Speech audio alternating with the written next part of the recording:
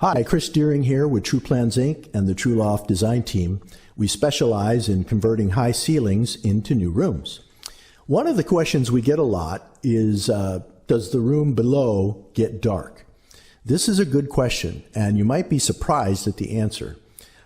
First of all, the word that is used after we put in the addition, the word we hear a lot is not dark. People do think that. They say, we thought it was going to be dark, but it's not. They don't necessarily know why, but I'm going to try to explain this. The words we hear most of the time are, hey, it's warm, it seems more cozy. I think mainly because the echo goes away. But with respect to light, I also hear things like my table lamps seem to work better. And they also say, well, it looks like this was always supposed to be this way. So here's what's going on. There's two reasons why it doesn't get dark. Artificial light and natural light. Those are the two. Artificial light is from lamps, chandeliers, sconces, and recessed lighting.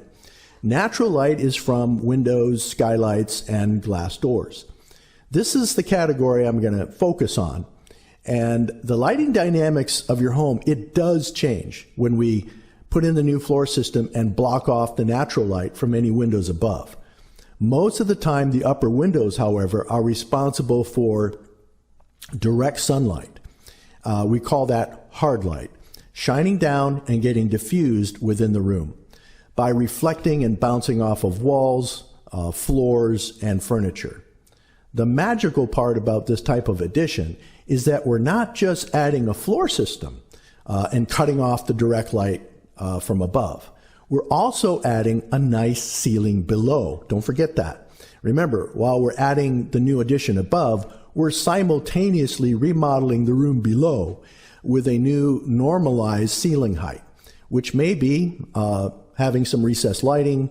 It might be decorated with crown molding, coffered tray ceilings, and maybe even some decorative faux beams if you like the custom look. But adding the floor system does decrease the direct and reflected light from the windows above to the floor below. So that's why you might use the word dark, but adding a new ceiling increases the natural light diffusion in the room below. Light diffusion, what's that? Okay, here's what's going on. When you add a new ceiling, you're introducing a big reflective surface and putting it much closer to the window than the original high ceiling was. That surface was not there before. That capacity to reflect light was not there before. If you take it away, there's only one reflective ceiling in that entire space, and it's much higher away from those windows. Your high ceiling now, before you do the addition, may be reflecting light, but mostly only from the windows above.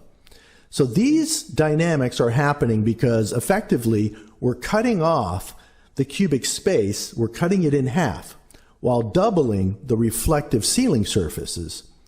You have the original ceiling, and then you have the new ceiling, so we're doubling that. The square footage has increased, but the footprint of the house, the box, hasn't changed. For this type of addition, a lot of things change dynamically and become more efficient. For sound, the echo goes away. For heating and cooling, it just becomes more efficient, but that's for another video.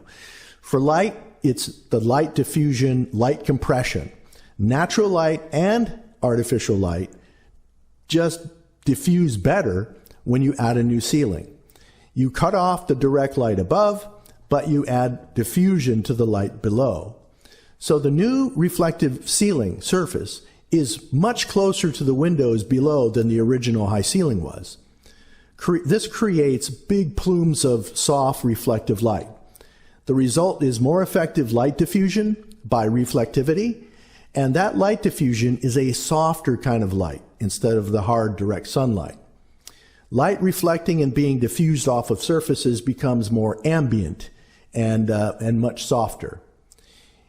Now, you got to remember, if your windows are covered by trees or that's the side of the house that doesn't get any sun at all, it is all relative, of course. Little sunlight, little ambient light, perhaps dark.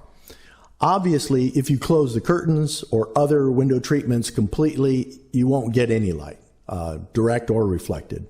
Also, we've seen this before, if you paint your ceiling a dark color, that's going to take away the reflectivity of that surface.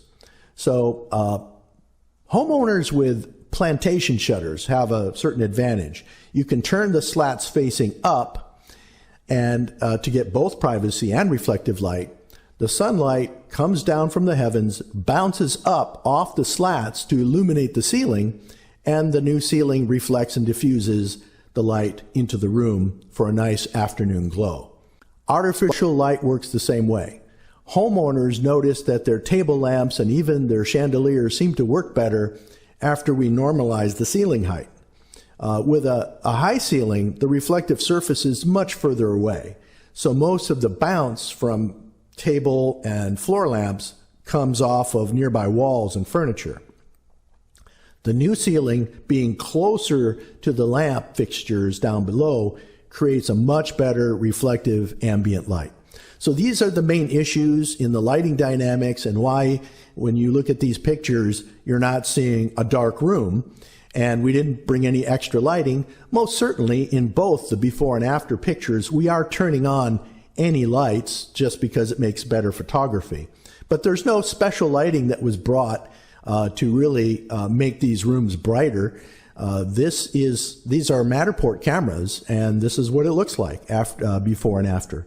So I hope this helps, and we hope to be able to help you build your new high ceiling conversion. Thank you.